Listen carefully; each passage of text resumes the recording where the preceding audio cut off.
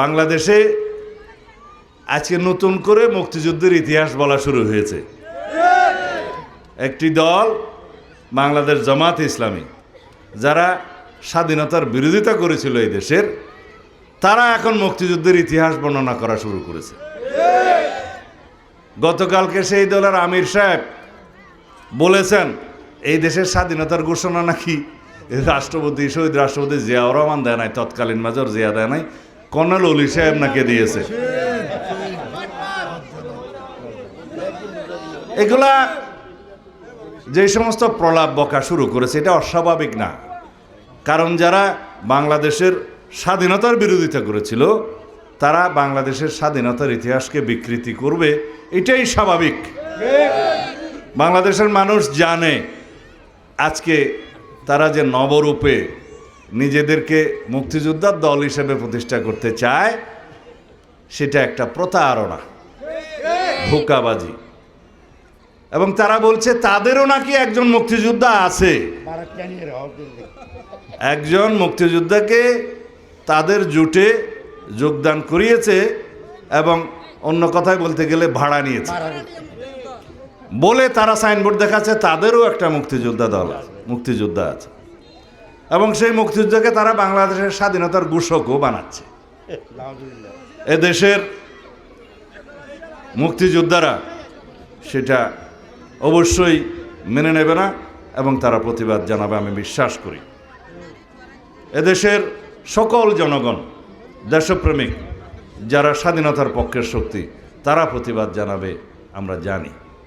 একটা রাজনৈতিক দলের একজন কর্মী হিসাবে আমাদের দায়িত্ব বাংলাদেশের স্বাধীনতার ইতিহাস নিয়ে যারা বিভ্রান্তি সৃষ্টি করতে চায়, মিথ্যা তথ্য দিতে চায়, স্বাধীনতার ইতিহাসকে যারা বিকৃত করতে চায়, তাদেরকে ধিক্কার জানানো, নিন্দা জানানো। আমি খুব শালীন ভাষায় সেই নিন্দাটা জানালাম, তীব্র প্রতিবাদও জানালাম দলের পক্ষ থেকে। আগামীতে কোনো দিন হয়তো আমাদের শুনতে হবে জামাত ইসলাম এই দেশের স্বাধীনতার পক্ষে যুদ্ধ করেছিলেন, এই কথাও হয়তো আমাদের শুনতে হইতে পারে। এটা বাংলাদেশে আজকে থেকেই আমি বিশ্বাস করি প্রতিবাদের ঝড় উঠবে।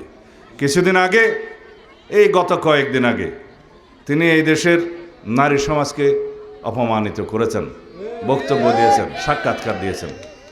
কর্মজীবী মহিলাদেরকে পতিতাদের সাথে তুলনা করেছেন অন্য ভাষায়। নারীদের কর্মঘণ্টা কমিয়ে দিয়ে তাদের সেবা করার চেষ্টা করেছেন, প্রস্তাব করেছেন। অন্য কথায় নারীদের যাতে কর্মসংস্থান না হয় সেই রকম প্রস্তাব এটা। কেউ যদি 5 ঘন্টা কর্মঘণ্টা হয় নারীদের, কোনো কোম্পানি, কোনো বিনিয়োগকারী, কোনো প্রতিষ্ঠান, কোনো শিল্প কারখানা কি নারীদেরকে চাকরি দিবে? তার মানে হলো এটা নারীদের জন্য কল্যাণ নয়, অকল্যাণ বয়ে আনছে। তারা নারীদেরকে ঘরের মধ্যে আবদ্ধ রাখতে চায়। এদেশের নারী সমাজের অগ্রগতি চায় না, প্রগতি চায় না। তারা বাংলাদেশের আগামী জাতীয় সংসদ নির্বাচনে একজন নারীকেও প্রতিনিধিত্ব করার জন্য মনোনয়ন দেয় নাই। তাদের দ্বারা কিভাবে এই দেশের নারীর অগ্রগতি এবং প্রগতি হবে? আমরা এই দেশের সকল জনগণের অগ্রগতি চাই, প্রগতি চাই। বিশেষ করে আমাদের মা বোনদের জন্য আমরা রাষ্ট্রীয়ভাবে আমাদের যাতে তারা ক্ষমতায়ন হয়, সেজন্য আমাদের প্রস্তাবনা আছে, কর্মসূচি আছে। আমরা নারীর ক্ষমতায়ন চাই, নারীর মর্যাদা বৃদ্ধি চাই এবং তাদের নিরাপত্তা নিশ্চিত করতে চাই। এটা আমাদের নীতি।